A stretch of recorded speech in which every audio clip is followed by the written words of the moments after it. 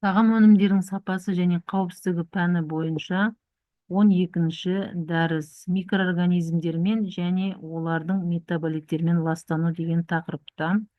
Осы дәрістің мақсаты микроорганизмдермен және олардың метаболиттермен ластануды игеру. Осы дәрісті игеру үшін біз екі сұрақ қарастырамыз. Бірінші сұрақ: микроағзалармен ластану деңгейі. Екінші сұрақ: жалпы бактериялық тұқымдануды анықтау. Микроорганизмдер дегеніміз не? Микроорганизмдер бұл микроскоп арқылы ғана көрінетін қарапайым құрылысты, бірақ табиғатта және адам өмірінде үлкен рөл атқаратын тірі ағзалар.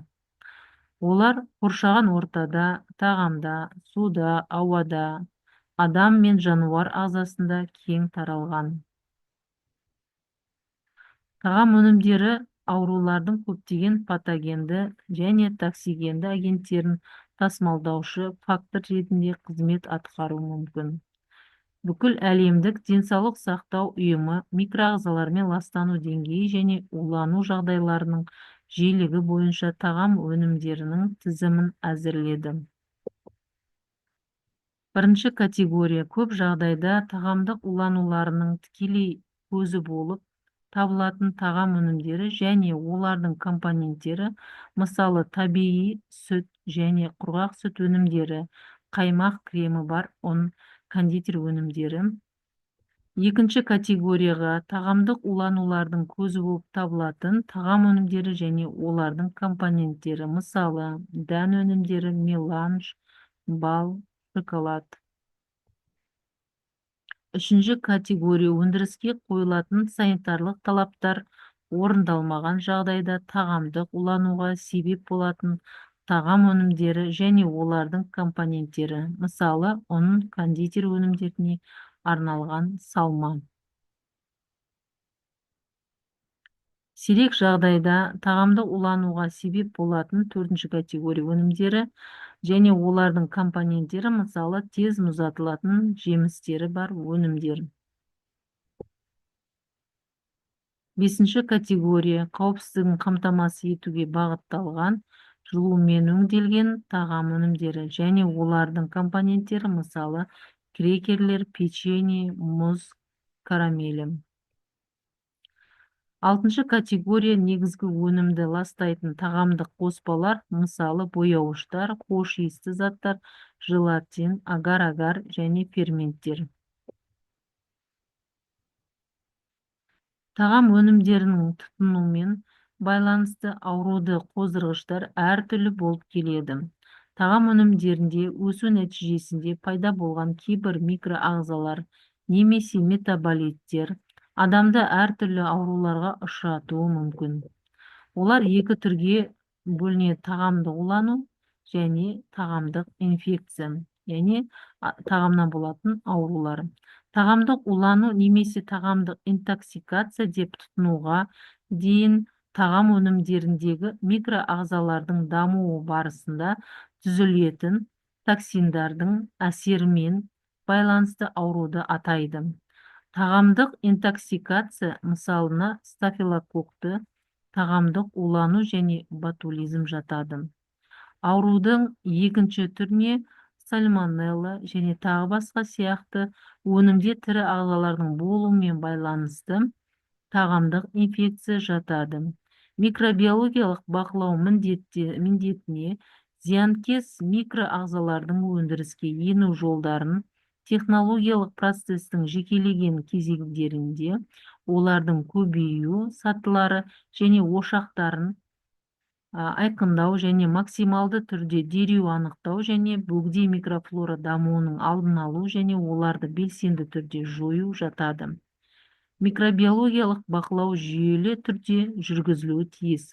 Ол шикізаттан бастап дайын өнімге дейін технологиялық процестің барлық кезеңдерінде жүзеге асырылады.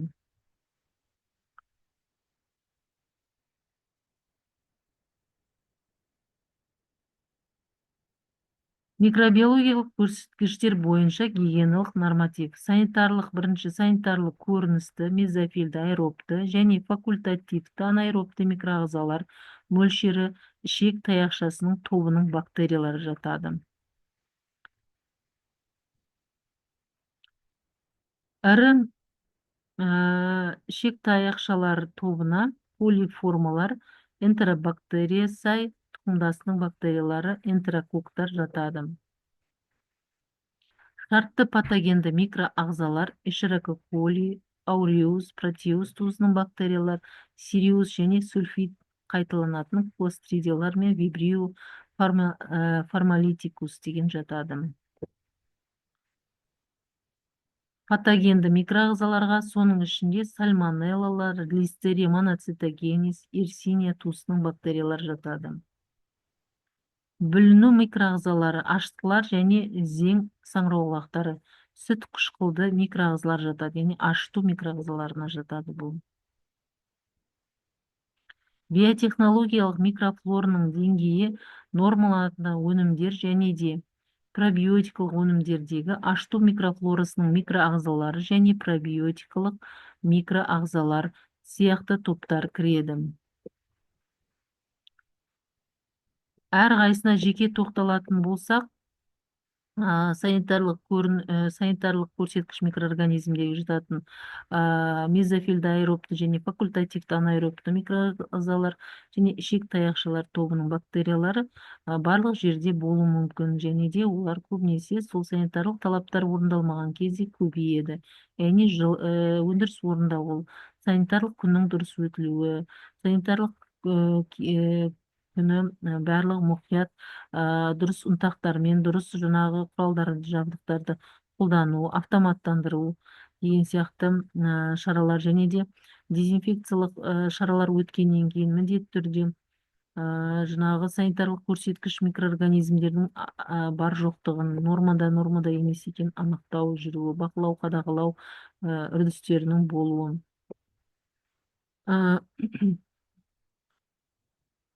Одан кейін шартты патогенді микроорганизм туралы не айтуға болады? Шартты патогенді микроорганизм өзі аты атап тұрғандай, қандай да бір ол патогенді микроағзаларға ауысып кетуінің шарты болу керек. Яғни бұл микроорганизмдер аз мөлшерде қауіпті емес, бірақ та қандай да бір жаңағы бөлменің жаңағы ылғалдылығының жоғарылауы, температураның жоғары болуы, ылғал мен температура бар жерде осы микроағзалардың одан да өршуі, көбеюі патогенді микроорганизмдерге ауысуына алып келуі мүмкін.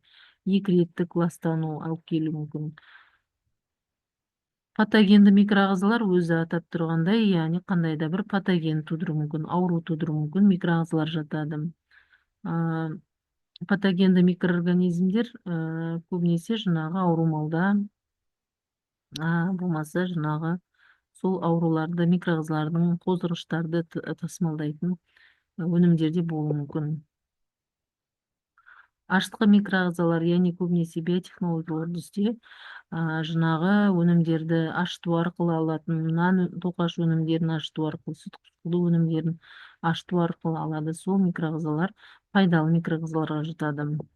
Сонымен қатар адамның ағзасында пайдалы микроағзалар бар, ол біздің қалыпты микрофлорамыз. Қалыпты микрофлора біздің ішек құрылысымызда болады, және де ол қалыпты микроағзалар біздің өнімдеріміздің дұрыс қорытылуына және де өнімдердің жаңағы дұрыс жаңағы қорытылуына және де сонымен қатар біздің ағзамыздың иммунитетіне сол микрофлораның қалыпты болуы әсер етеді. Жалпы бактериялық тұқымдануды негізінен шыны ыдыс әдісімен анықтайды. Талдауды орындау үшін таңдалған сынамалардан егу қатарын дайындау, стандартты тығыз қоректік ортаға егу, 30 градус температурада 24-48 сағат уақыт аралығында өсіру, өскен колонияларды есептеу сияқты кезеңдерден тұрады. Микроорганизмдермен және олардың метаболиттермен ластану көздері ол метаболиттер, токсиндер, бактериалды токсиндер, микотоксиндер, эндо және экзотоксиндер. Оның салдары адам денсаулығына зиян, мал мен өсімдіктерге зиян, экожүйенің бұзылуы, су мен топырақ сапасының нашарлауына алып келуі мүмкін.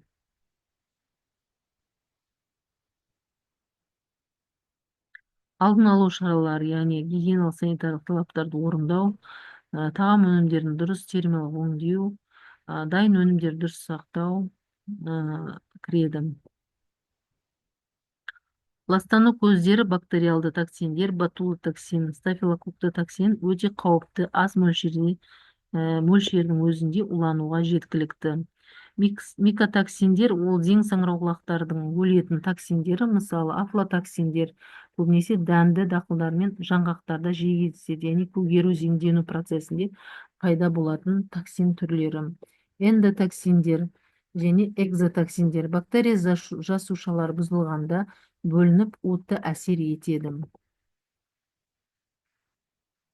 Салдары адам денсаулығына зиян, яғни жұқпалы аурулар, дизентерия, іш сүзегі, холера, гепатит, тағамнан улану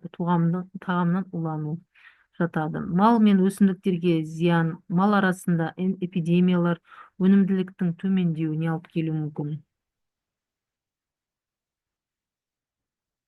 Экожүйенің бұзылуына, пайдалы микроорганизмдер тепе-теңдігі бұзылуына алып келуі мүмкін. Су мен топырақ сапасының нашарлауы, судағы және топырақтағы пайдалы бактериялар азайып, табиғи тазару процесі тежеледі.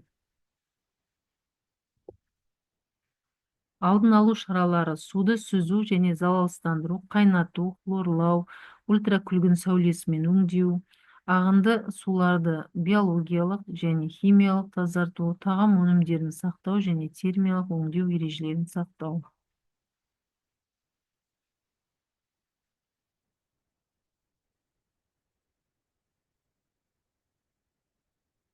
Тағам өнімдерін сақтау және термиялық өңдеу ережелерін сақтау, медициналық және тұрмыстық қалдықтарды қауіпсіз жою, гигиена ережелерін сақтау, қол жуу, тазалық деген сияқты шаралар жатады.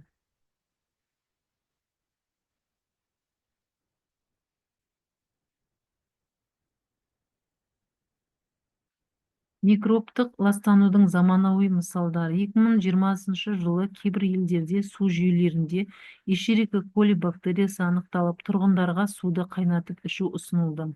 Афлатоксинмен уланған жаңғақтар Африка мен Азия елдерінде балалардың өсуін тежейді.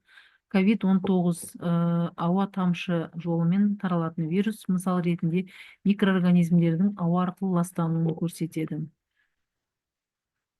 Метаболиттер түрлері мен олардың әсер етуі. Экзотоксиндер сыртқа бөлінетін токсиндер, эндотоксиндер жасуша қабырғасы бұзылғанда пайда болатын, және де микотоксиндер зең саңырауқұлақтары бөлетін токсиндер. Әрқайсысына жеке-жеке тоқталатын болсақ, экзотоксиндер сыртқа бөлінетін токсиндер бактерия жасушасы тірі кезде бөліп шығарады. Өте улы, аз мөлшерде де ағзаға қауіпті, ақуыз тектес арнайы әсерге ие. Мысалы, кластридиум ботулин токсині жүйке жүйесін зақымдайды, бұлшықет салдануына алып келеді. Коринобактериум дифтерия токсині жүрек пен жүйке тіндерін зақымдайды.